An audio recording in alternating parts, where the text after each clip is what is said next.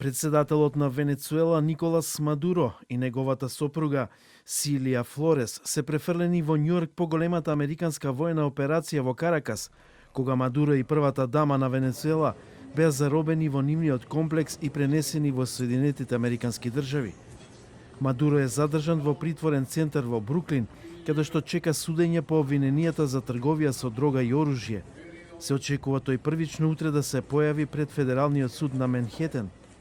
Американскиот претседател Доналд Трамп изјави дека Соединетите Американски држави ќе ја водат земјата се додека не се постигне трансфер на власта и контрола врз огромните нафтени резерви на Венецуела. Американската администрација сака да соработува со потпредседателката на Венецуела Делси Родригес, изјави Трамп. Разговарав со неа и таа во суштина е подготвена да го направи она што ние сметаме дека е неопходно за Венецуела повторно да биде голема. Многу едноставно.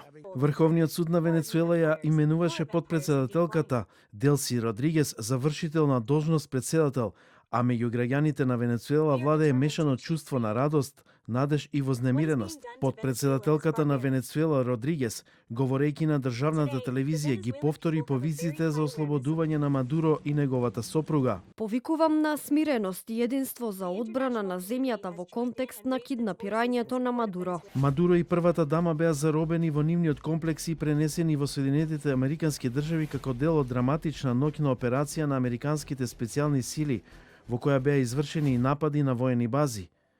Кинеското министерство за надворешни работи соопшти дека Соединетите Американски држави треба веднаш да го ослободат председателот на Венецуела и неговата сопруга и да ја решат ситуацијата во Венецуела преку диалог и преговори. Папата Леон 14 рече дека со душа исполнета со загриженост го следи развојот на настаните во Венецуела и дека таа треба да остане независна држава и дека мора да се почитуваат човековите права.